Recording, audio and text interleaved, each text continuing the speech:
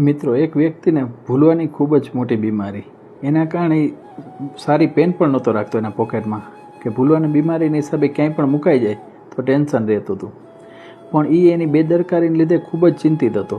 એટલે એને એના મિત્રને કીધું કે ભાઈ, મને આ ભૂલવાની બહુ જ બીમારી છે, હું ગમે એ વસ્તુ ભૂલી જાઉં છું, એટલા માટે તો આ સસ્તી પેન પણ વાપરું છું.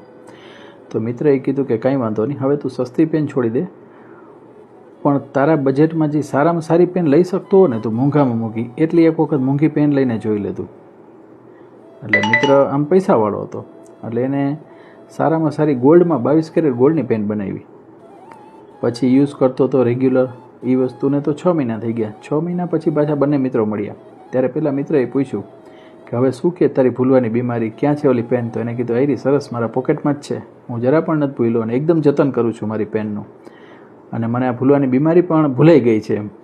તો ત્યારે મિત્રએ કીધું કે તને ભૂલવાની બીમારી તો હતી જ નહીં, પરિવર્તન આવ્યું છે તો માત્ર પેનની કિંમતમાં. તો મિત્રો, આપણું પણ જીવનમાં એવું જ છે. આપણે એ જ વસ્તુનું જતન કરશું જેને આપણે મૂલ્યવાન સમજીએ છીએ, જેને આપણે કિંમતી સમજીએ છીએ. જો આપણે આપણી હેલ્થને કિંમતી સમજતા હશું ને મૂલ્યવાન સમજતા હશું તો આપણે ખાવા પીવામાં કાળજી રાખશું. તેવી જ રીતે આપણે જો પૈસાનું મૂલ્ય સમજતા હશું તો ખોટી જગ્યાએ વેડફવામાં કાળજી રાખશું. અને જો આપણે સંબંધોનું મૂલ્ય સમજતા હશું ને તો કોઈ પણ સંબંધ ક્યારેય આપણે તૂટવા નહીં દે.